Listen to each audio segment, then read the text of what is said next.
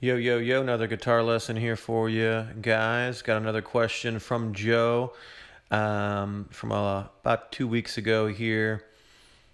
Just wanted to address, when do slash chords make sense and when do they not?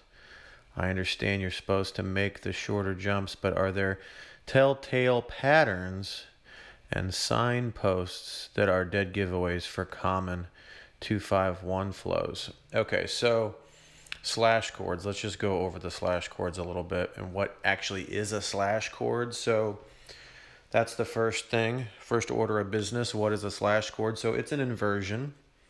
So if we're going to take a C, let's just take a C major chord, okay? So if we do the root position C here, we got 1, 3, 5, okay?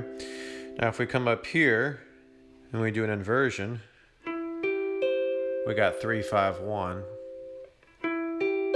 Yeah, 3, 5, 1. That's E, G, C, okay? So now what's going on is E is in the root now, but this isn't really considered a slash chord. This is just considered an inversion. The slash chords is basically any kind of inversion. You're just replacing the root with a different note. So for example, here I can play a second inversion C chord, but I can put the C in the root, so you really hear that C major. But I can also put an E or a G in the root.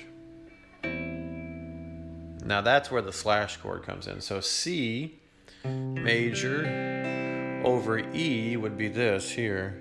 You can hear that. The E is in the root now. It's a completely different sound. So here's your C major chord. And then here's your C over E. C over G. C. You can basically you can create root movement without changing the chord. Check this out. I'll just do this here. Let's see here. Maybe finger pick this here.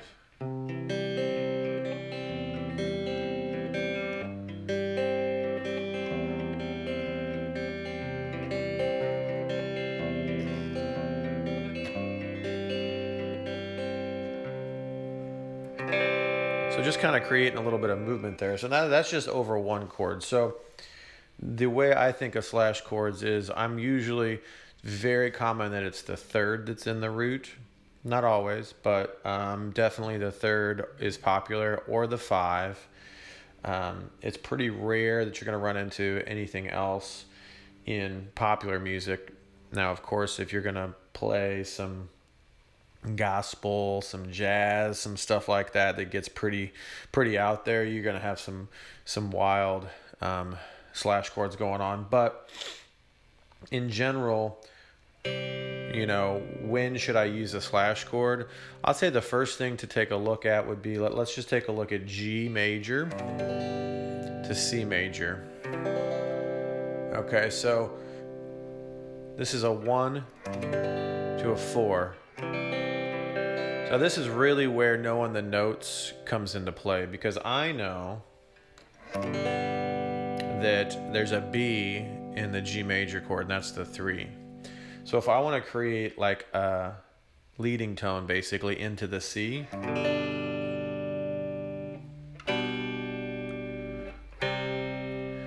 so then you play that G over B,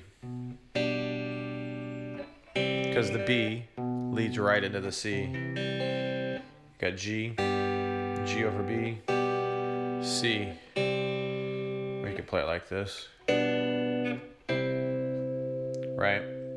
So that's really common, and even just looking, so I'm just going to kind of do a little example for you how I could use slash chords to just kind of walk up chromatically. It's not going to be in a key, but it's just going to be a little experiment here. So you've got G over B, goes right into C. I could do A over C sharp, because I know C sharp's the 3 of A. into D. And then what do we got here? We could do like a, whoa. That was an A flat over E flat. That's the 5. Into the E. And then we've got this F. We could do like a D minor. Into... that one didn't turn out that great. But anyway, some of it's experimental. Well, a lot of it can be experimental for sure. But in general, I would say the slash chord, just think of it as like, it's really just separating the bass from the chord. And it's telling you new bass note over this chord or under this chord. And ideally it creates a motion, walking.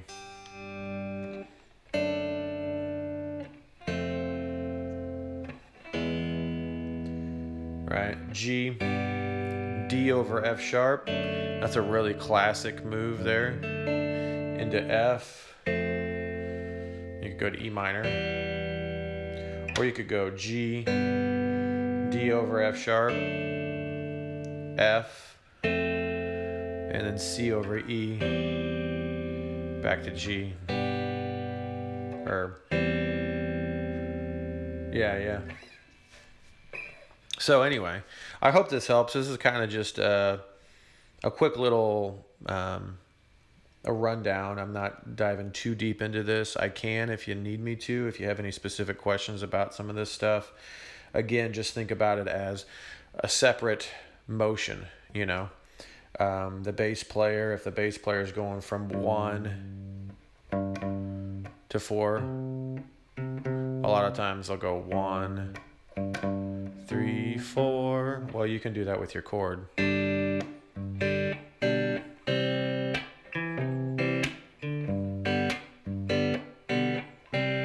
in guitar, it's a little trickier than piano, because piano, you got a whole separate hand for the bass. So piano, a lot more common, but it is very common in guitar. It's very common in solo guitar, where you're kind of carrying everything. It's also just common in certain styles of music. So again, hope this helps, and hope you have a great day. Peace out.